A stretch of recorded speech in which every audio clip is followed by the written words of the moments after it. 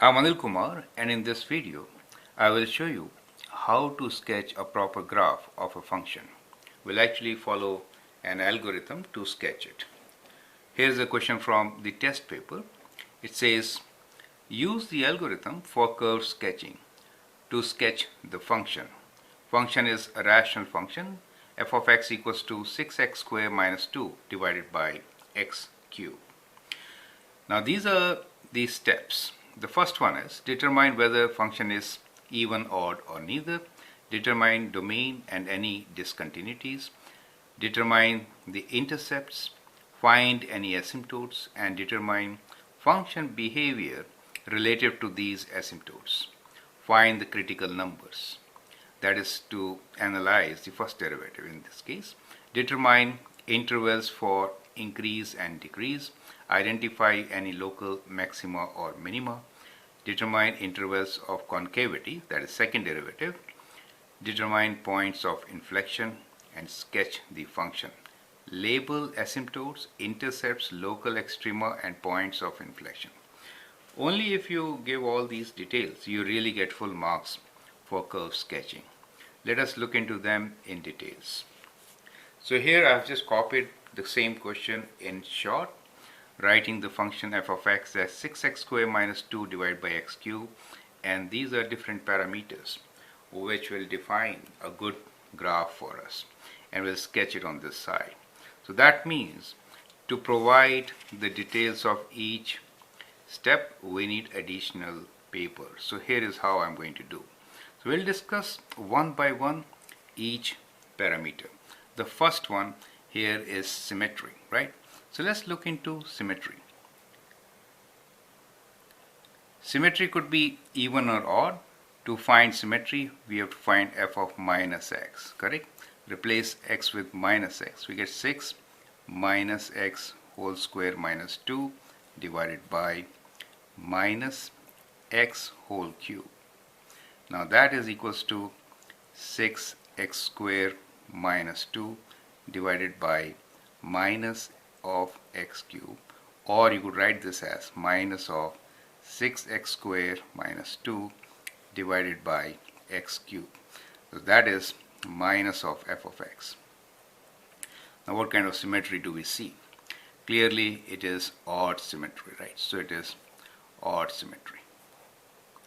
So you know it is, this function has odd symmetry. So let me write down the symmetry here. Let us use a different ink to write down the results. So the symmetry here is odd. Now let's look into the domain. Denominator cannot be 0, correct? So the domain is x belongs to real numbers where x is not equal to 0. So that is the only restriction, right? So clearly that is the domain. X intercepts. So when we are talking about x intercepts, what we want numerator to be 0, correct? So let us see how to calculate that part. So we want x intercept to be 0. That means now we are talking about x intercept, right? That means the function given to us is fx equals to 6x squared minus 2 over x cubed. Numerator should be 0, so we'll equate 6x squared minus 2 to 0. That gives us 6x squared equals to 2, x squared equals to 2 over 6, which is 1 over 3, and x is equals to plus minus 1 over square root of 3, right? So we can have a decimal value for 1 over square root 3. So we say 1 divided by square root of 3 equals to, in decimals, 0.577, right? So we can say approximately plus minus 0.58, right? So these are the two x intercepts for the given function, right? So we'll write down x intercepts are at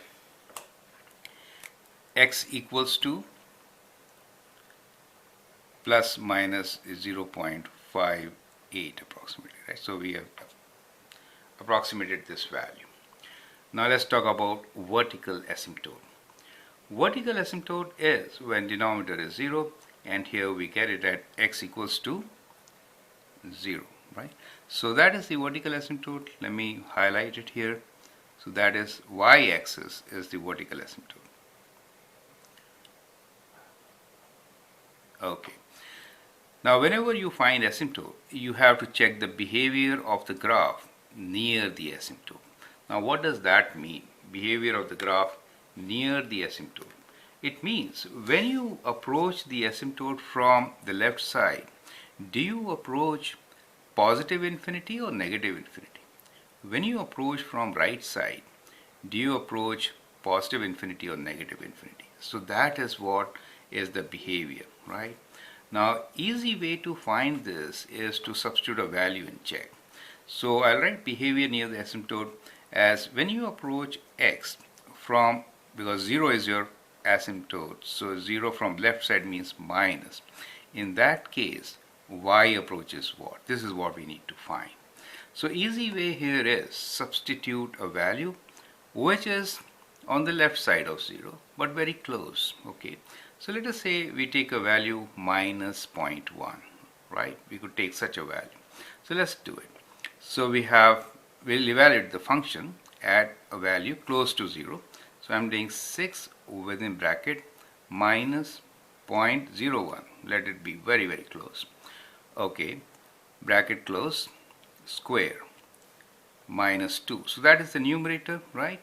And we'll divide this numerator by, within bracket, minus 0.01, bracket close, cube, right? That is x cube.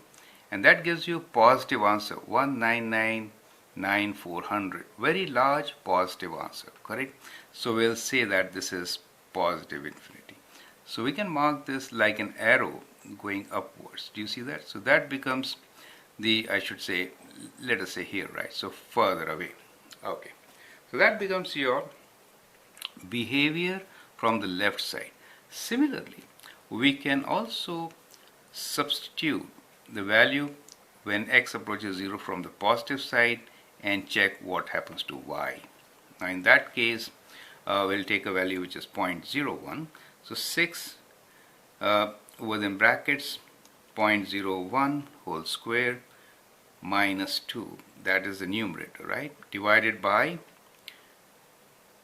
let me write within 0.01 bracket close cube equals to a negative high value, right? So that means negative infinity. So when you're approaching from positive 0 side, you're approaching negative infinity. It's kind of like this. So that is the behavior near vertical asymptote. Now let's find the horizontal asymptote and write its behavior. Okay, so for horizontal asymptote, it really means when x approaches a large negative or positive value, what value does the function approach? Since the degree of denominator is higher, we know horizontal asymptote is at y equals to 0. So that is the horizontal asymptote. Let me sketch here. Horizontal asymptote is the x-axis for us, right? Now behavior means what happens to this, to the value of the function as we approach from towards negative infinity or towards positive infinity. That is to say, if I write here a large negative value, in that case what happens? Numerator will be positively large, that minus 2 is positive. However, the denominator will be negative because negative large cube will give us negative. So we can say when x approaches negative infinity, y approaches 0 but from the negative side. You get the idea. Similarly, we can say when x approaches positive infinity, y approaches 0 from the positive side. All these will be positive, which I can show like this. This is towards the 0 from negative side, and that is 0 from positive side.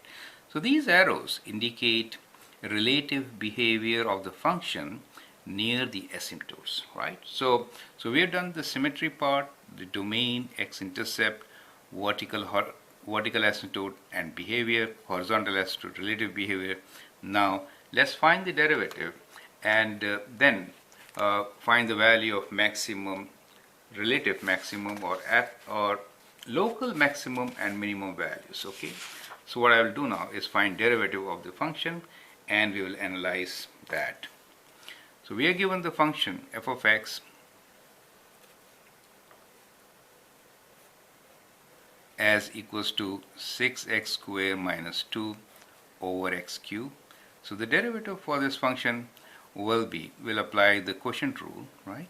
So it is x to the power of 6, and here we get 12x times x cubed minus derivative of denominator, which is 3x squared times 6x squared minus 2, right? So this could be solved. So let's write this as 12x to the power of 4 minus, we can take 2 common here, so we get 6x squared, and we are left with 3x squared minus 1 over x to the power of 6, and that gives you, now we can take x squared common, right? So we have 6x squared in the numerator as common. We are left with 2x squared, and here 3x squared minus 1, right? So minus of 3x squared minus 1 divided by x to the power of 6, correct? Now that could be simplified a bit more. We can cancel these x's, and so we have 6, and let's simplify this. 2x squared minus x squared is minus 1, minus x squared, and then minus and minus 1 gives me plus 1. So I'll write this as 1 minus x squared, right? That's okay.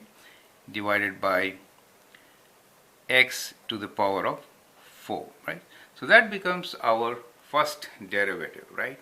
So the first derivative for us is 6 times 1 minus x squared divided by x to the power of 4. So now, to find the critical number, what should we do? We have to equate this first derivative to 0.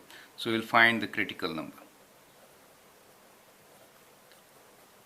So critical number is when the derivative is equal to 0, and that is going to be 0 for numerator to be 0, right? So 1 minus x squared to be 0, or we could say x is equals to plus minus square root of 1, which is plus minus 1.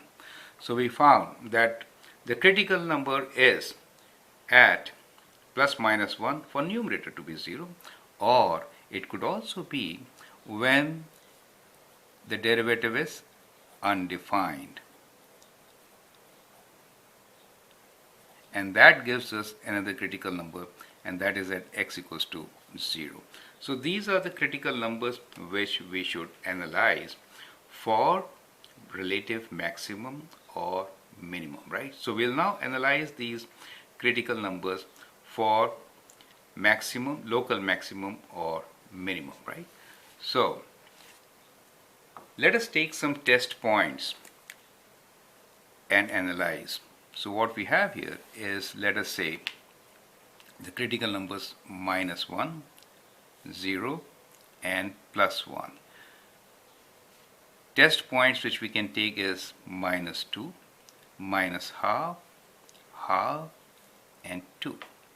So if I substitute minus half in the derivative, first derivative we are analyzing, right? We are analyzing first derivative. If I substitute minus 2 here, then that becomes negative value, right? So that becomes negative. So this will be negative. If I substitute, because denominator is always positive, x to the power of 4, minus half, which is less than 1, then x squared will be less than 1, so we get a positive value. Here also we get positive, this will be negative value, and that results into increasing and decreasing behavior, right? So from here you can also find decreasing and increasing behavior. The function decreases from minus infinity to minus 1, and then increases from minus 1 to 0, decreases, this is positive, increases from 0 to half and decreases thereafter. So clearly from here we have local minimum at minus 1 and local maximum at plus 1, correct? So that is how we will find the behavior or increasing decreasing interval also. Let me write this as increasing and decreasing interval. And analyzing the increasing decreasing interval, we find local maximum and local minimum, right? So we got local maximum at +1 and local minimum at -1. So we'll evaluate these values and write down in our sheet. So we have, first we found that the local maximum is at 1, so that is f of 1. And the local minimum is at f of -1 from the analysis. So if I substitute 1 here, so I get 6 minus 4, 6 minus 2, that is 4. So we get for plus 4 for the maximum, and if I write -1 here, numerator is positive but denominator is negative, that gives me -4. So at 1 we have local maximum of 4, so that is the local maximum at 4, right?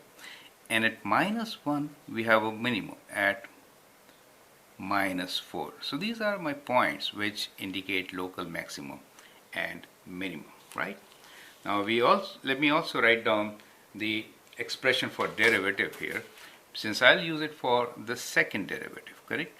So the first derivative for us is equal to, a simplified version is 6 times 1 minus x square divided by x to the power of 4. Okay, now we'll find the second derivative and then analyze for concavity and point of reflection.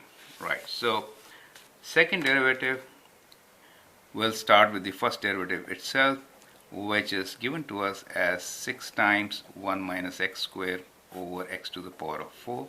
Let's find the second derivative now. So again, the quotient rule, that is x to the power of 8 square of 4. Derivative of this expression will be minus 12x times x to the power of 4 minus derivative of denominator is 4x cubed times 6 times 1 minus x square. So that gives us minus 12x to the power of 5 minus 4 times 6 is 24 x cubed 1 minus x square divided by x to the power of 8. So we can take minus 12 x to the power of 3 common.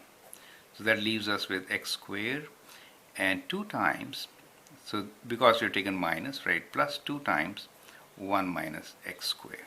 Okay, divided by x to the power of 8.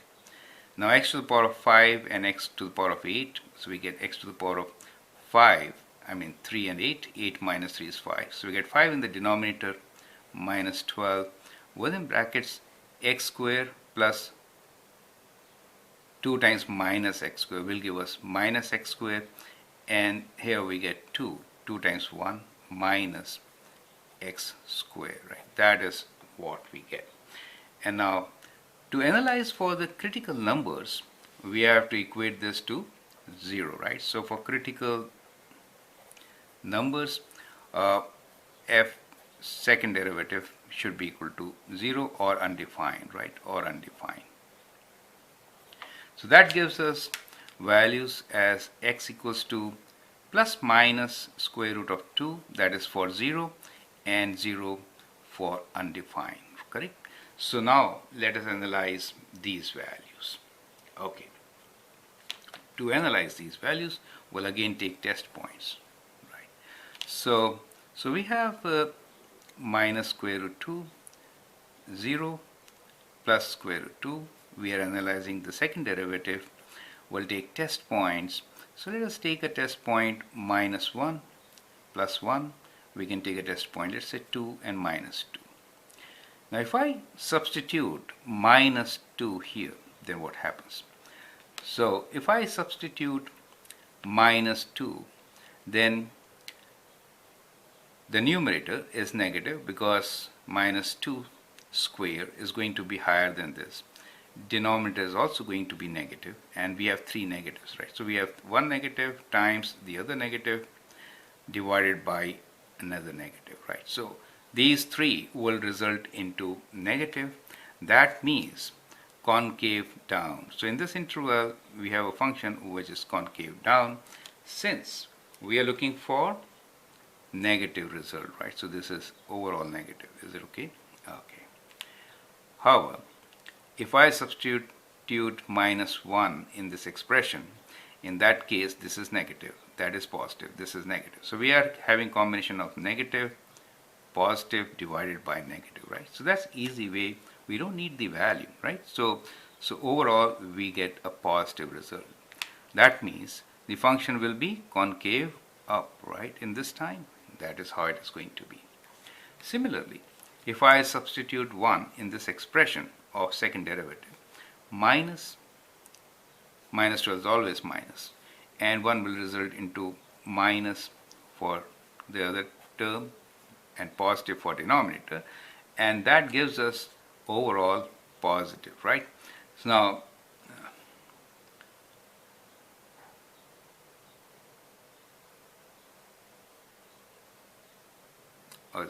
this is positive. So when I substitute 1 here, minus, this is positive, this is positive. So overall is negative, right? Negative, positive, positive. Overall is again negative, and therefore the graph will be concave down, right? Now here in this interval, what we find, if it is more than square root 2, that is a value of 2, this is negative, that term becomes negative, denominator is positive. So we have positive result, and the concavity will be concave up, right? So it is concave up. Now from here, it is very clear that we have change of concavity at these points.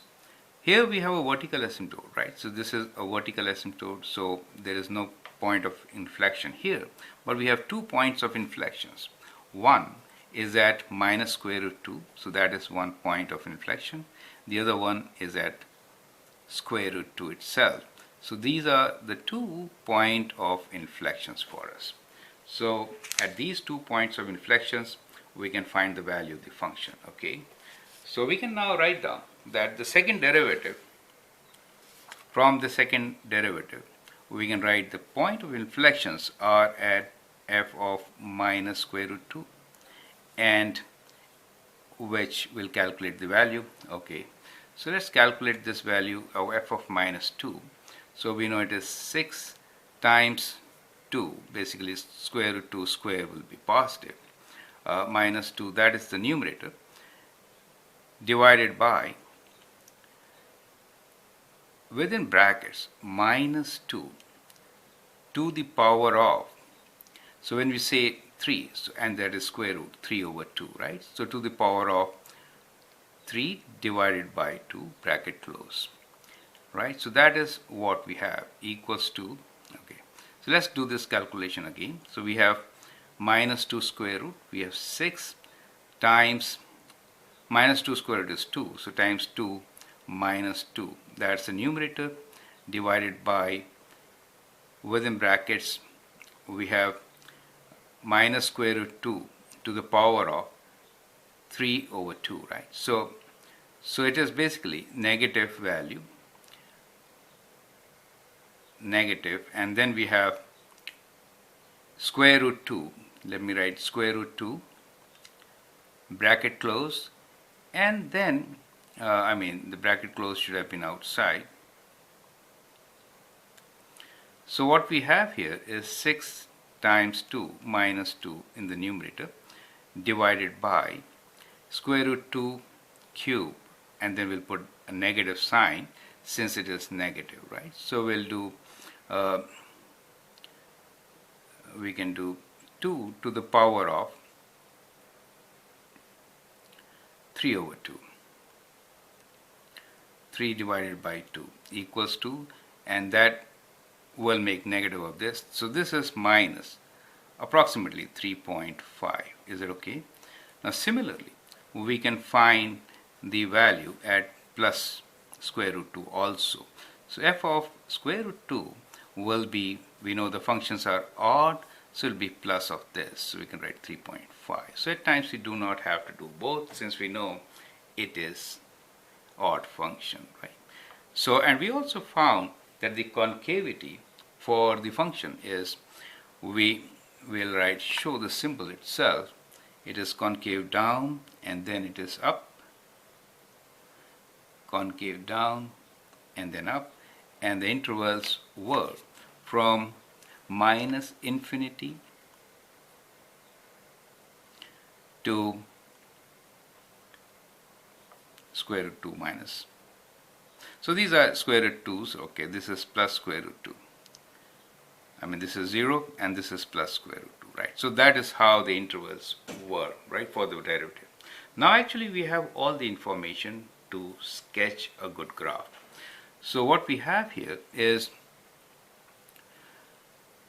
at square root 2, the value is 3.5. Now square root 2 is approximately 1.4. Let's see.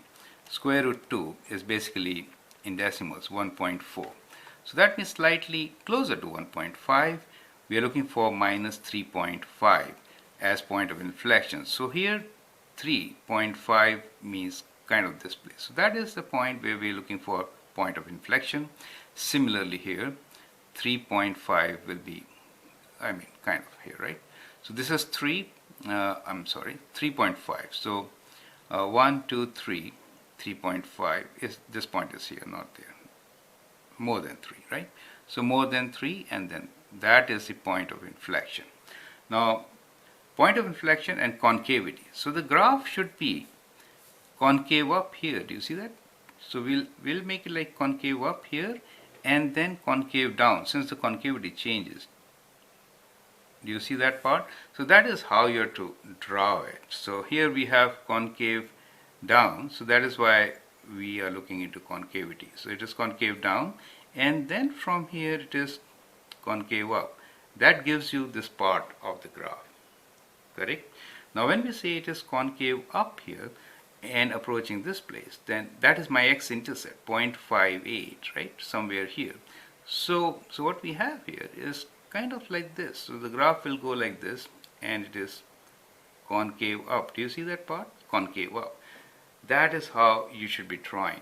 Now here in this case, we know somewhere here is our x-intercept, 0.58, and the part should be concave down within this interval. So that shape is kind of important, which I am laying emphasis on. And it approaches negative infinity. Do you see that? That is how you should be drawing. And clearly this is concave down approaching. So you get a function graph as shown here. Now let's label this one after the other. So these two are extreme values, which are local minimum, and that is local maximum, correct? And here we have vertical asymptote at x equals to 0, that is vertical asymptote. And here we have horizontal asymptote, right? So horizontal asymptote, which is y equals to 0. These are point of inflections, right? I'm sorry, not this one. Yeah, 3.5 minus, right? So point of inflection, let me write down the point itself, minus 2 square root and approximately minus 3.5. And these are point of inflection, okay? Similarly, we have a point of inflection here, point of inflection at square root 2, square root 2 and 3.5.